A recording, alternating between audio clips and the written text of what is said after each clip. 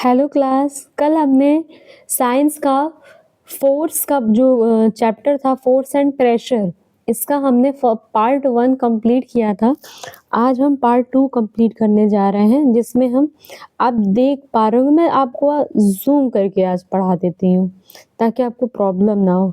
Combined force, ये आप अपनी बुक ओपन कर लेंगे तो भी आप पढ़ सकते हैं। कंबाइंड फोर्स, अब कंबाइंड का मतलब आप मुझे बताइए। जैसे कि कंबाइंड कॉपी, आप छोटे थे तो मम्मी पापा आपके लिए कंबाइंड कॉपी खरीदते थे। एक ही में मैथ होती थी, साइंस होती थी, हिंदी होती थी। तो कंबाइंड मतलब एक में, है ना। और फोर्स, एक में फोर्स लगाना है आपको एक तरफ, या मतलब जोड़ करके जैसा कि पिक्चर में आप देख पा रहे हैं कि कई लोग जुड़े हुए हैं आपस में, एक रोप को पकड़ रखे हैं और तब फोर्स लगा रहे हैं, ऐसा है। आगे देखते हैं क्या लिखा हुआ है।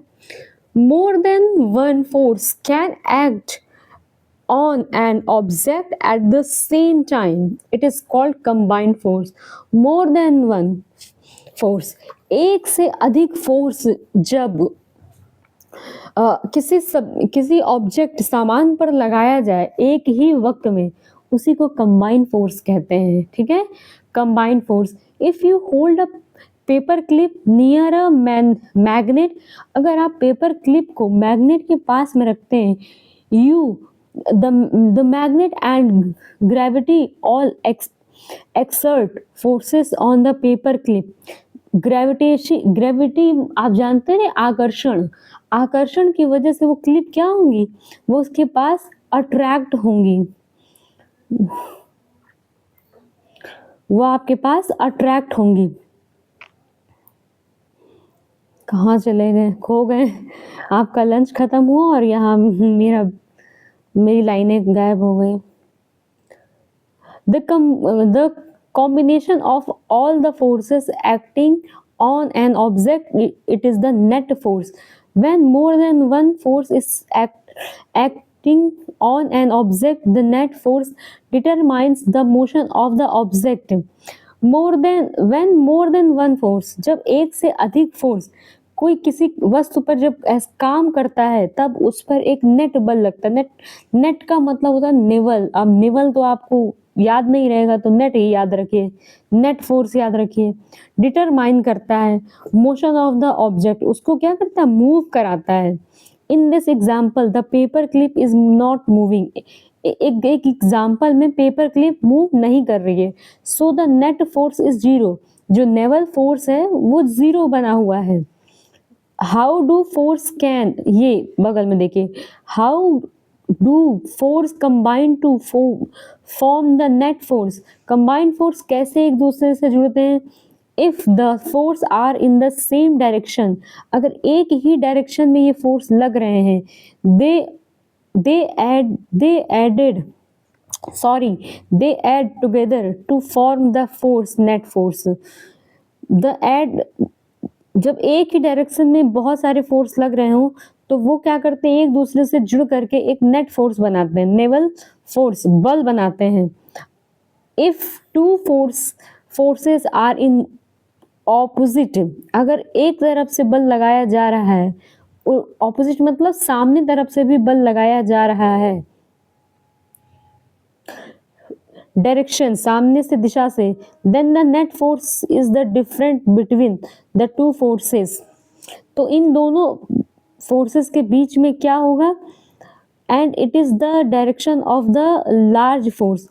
वो जो दो फोर्स, आप पहले वाले पिक्चर पर ध्यान दीजिए, उसकी बात कर रहा है कि जो अगर हम दो फोर्स अलग अलग दिशा से लगाएं किसी चीज पर, तो उस वक्त वो फोर्स क्या होगा, जिसके पास जितनी पावर होगी वो फोर्स उसके पास चला आएगा।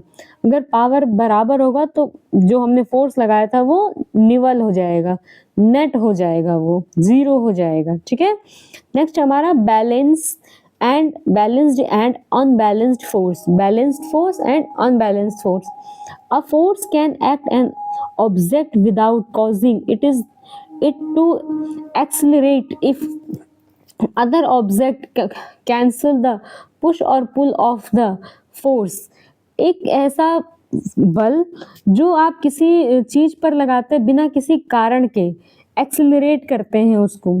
एंड कैंसल द पुश और पुल, और दबाव और धक्के को आप रोक देते हैं। ऐसे फोर्स को हम अनबैलेंस फोर्स कहते हैं या बैलेंस फोर्स कहते हैं। जैसा कि आप देख पा रहे हैं, जब किसी मॉल वगैरह में आप जाते हैं या हॉस्पिटल में जाते हैं तो गेट पर पुश या पुल लिखा होता है। पुश मतलब धक्का देना, पुल मतलब खींचना। बहुत लोगों को मालूम नहीं होता है, तो वो क्या करते हैं, डोर के साथ खेलने लगते हैं, क्या करें डोर का, इधर ले जाएं उधर ले जाएं। बट अगर पुल लिखा है तो खींचिए पकड़ के, और पुश लिखा है तो धक्का दीजिए, ठीक है। और अगर पुल और पुश दोनों एक साथ किसी ने लगा दिया, मान लीजिए मैंने बाहर से पुल किया और किसी ने अंदर से पुश कर दिया, तो अब वो फोर्स क्या हो जाएगा, बैलेंस फोर्स हो जाएगा। वो क्या हो जाएगा, फोर्स बैलेंस फोर्स हो जाएगा। और अगर सामने मेरे जो है वो हट जाए तो मैं अपने फोर्स के साथ आगे बढ़ जाऊंगी, तो वो अनबैलेंस्ड मेरा फोर्स हो जाएगा। आई बात समझ में, मैं आगे निकल जाऊंगी उससे।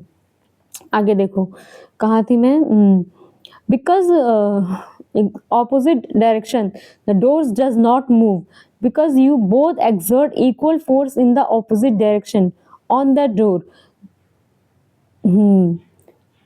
Two forces cancel each other. दो बल अगर बराबर है तो एक दूसरे को कैंसिल कर देते हैं। Two or more forces exert an object are balance force, उसी को हम बैलेंस फोर्स कहते हैं। If their effect cancel each other and they do not cause a change in the object's motions, और वो अपने मोशंस पे क्या करते हैं, वो अपने मोशन को नहीं बदलते हैं। If the force and object are balance the net force is zero. तो अभी मैंने आपको समझाया कि ऑब्जेक्ट पे अगर सेम बल लगेगा तो नेट फोर्स क्या हो जाएगा, जीरो हो जाएगा। If the force are unbalanced force, अगर फोर्स अनबैलेंस्ड फोर्स है, the object are unbalanced, the net force is net zero and the motion of the object changes। और ऐसे में क्या होगा, बल नेट हो जाए जीरो, नेट बल जीरो हो जाएगा उनका, और वो चीजें मोशन में चेंज हो जाएंगी, ठीक है। नेक्स्ट हमारा, इन द फर्स्ट सिचुएशन, पहली सिचुएशन में this door is not moving because the force exert on it are equal and it is opposite direction. पहली सिचुएशन आप ऊपर देख पा रहे हैं कि डोर मूव भी नहीं कर पा रही, लेकिन दूसरे ही सिचुएशन में आप देखेंगे कि डोर ऑपोजिट साइड में मूव कर गई। इन सेकेंड सिचुएशन, सॉरी ये first situation, second situation, the door is towards closing because the pushing force one side the greater than the pushing force from the other side। दूसरी तरफ से लगने वाला धक्का कम लगा और हमारी तरफ से लगने वाला धक्का ज्यादा लगा, इसलिए वो फोर्स अनबैलेंस्ड हो गया और गेट बंद हो गया। यही मैं आपको समझा रही थी। फोर्सेस ऑफ इफेक्ट, आपको प्रॉब्लम हो रही होगी मेरे वीडियो से बेटा, बीच बीच में मैं बहुत ज़्यादा सांस थोड़ी फूलने लग जा रही है और थोड़ी सी दिक्कत है, ज़्यादा दिक्कत नहीं है मुझे, बट वही है ना कि बहुत सारे वर्ड्स मैं वैसे हो जा रहे हैं, मैं पढ़ रही हूँ कुछ और होता कुछ है, सो इसको आप माइंड नहीं करेंगे, ओके। हाँ कि मैम लग रहा पढ़ नहीं पा रही, ऐसा नहीं है बेटा, वो वर्ड्स मुझे वैसा ही नज़र आ रहा है जो मैं पढ़ दे रही हूँ, ओके। नेक्स्ट है, force can change the state of motion. बल ऐसा होता है जो गति को बदल के रख देता है। If you stand on a skateboard, अगर आप एक स्केट बोर्ड पर खड़े हो and someone gives you a push, then you and your skateboard will start moving, और आपकी स्केट बोर्ड स्टार्ट हो जाए, मूव करने लग जाए। बेटा एक minute, someone calling me.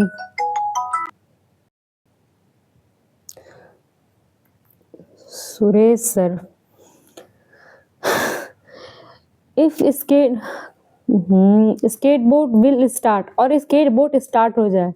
You will begin to move when the force was applied, और वहाँ पर force लगना start हो जाएगा. An object at rest, अगर force rest कर रहा है हमारा बल, अगर किसी चीज पर बल नहीं लग रहा है, like you on your skateboard remains at rest unless an unbalanced force act on it and cause it to move. अगर आप और आपका स्केटबोर्ड कहीं नहीं जा रहे हैं, आराम से बैठे हैं, तो आप पर कोई बल नहीं लग रहा है, लेकिन कहीं जा रहे हैं तो आप पे ऑपोजिट साइड से बल लग रहा है, उल्टे साइड से बल लग रहा है, सामने से. Because a force had to be applied to make you move when you and your skateboard were at rest, क्योंकि उस वक्त आपका जो स्केटबोर्ड है वो मूव में नहीं है, वो चल नहीं रहा है, इसलिए नेट फोर्स क्या है इसका, जीरो है, इस टाइम पर रेस्ट मोड में है. यू माइट थिंक दैट, आप सोचिए, that a force had to be applied, जब अगर उस पर बल लगाया जाए कंटिन्यूसली बराबर to keep an object moving, तो वो मूव करने लगेगा. सरप्राइजिंग, अचानक से, it is not the case, ये कोई के कारण नहीं है. An object can be moving even if the net force acting on it is zero. ये कोई कारण नहीं है कि हमने फोर्स लगाया वो चालू हो गया, नहीं, वो इसलिए चालू हो गया क्योंकि उस पर बल लगाया गया और उसका जो नेट फोर्स था वो अब स्टार्ट हो गया. द इटालियन साइंटिस्ट गैलीलियो, इनका नाम ही था Galilei was one of the first to understand. Someone again call me, wait. Someone, कहाँ थे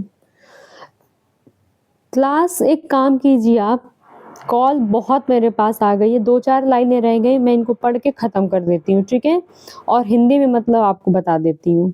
ओके, कॉल पे कॉल आ रही है मेरे पास. Galileo Galilei was one of the first to understand and that a force doesn't need to be constantly applied to an object to keep it moving. Galileo's ideas helped understand the nature of motion. Newton, who lived from 1642 to 1727, examples the motion of objects in 3 rules called Newton's law of motion. Newton's first law of motion, describing how the object move when the net force acting as it is zero. According to Newton's first law of motion, if the net force acting on an object is zero, the object remains is rest, or if the object is already moving continuously to move, it is straight line with constantly speeding. ठीक, अब बेटा class मुझे यही over करनी पड़ेगी, मैं आपको हिंदी इसकी बता दे रही हूँ. ये कह रहा है कि गैलीलियो ने सर्वप्रथम ये बताया कि जो बल होता है वो बल हमारा किसी वस्तु पर जब तक हम ना चाहें तब तक हम किसी वस्तु को उसकी जगह से हिला नहीं सकते हैं, और इसी का फ़ायदा उठाया या फिर इसी की हेल्प से न्यूटन ने अपने 3 नियम बनाए. उनका पहला नियम इसमें बताया गया है कि कोई भी वस्तु तब तक अपनी जगह से नहीं हिलेगी जब तक कि उस पर बल ना लगाया जाए, और तब तक कोई वस्तु नहीं रुकेगी जब तक कि उसको बल लगा के रोका ना जाए. ये बात आप अच्छी तरह से जानते होंगे. इसको हम न्यूटन से फर्स्ट लॉ बोलते हैं. वैसे तो इसको लॉ ऑफ इनर्शिया बोला जाता है इंग्लिश में, जड़त्व का नियम, लॉ ऑफ इनर्शिया. ओके, अब मैं क्लास ओवर कर रही हूँ. आप ज़रूर से इसको देख लीजिएगा, इसके बाद आपको इंग्लिश की क्लास मिल जाएगी बेटा. Okay, have a great day.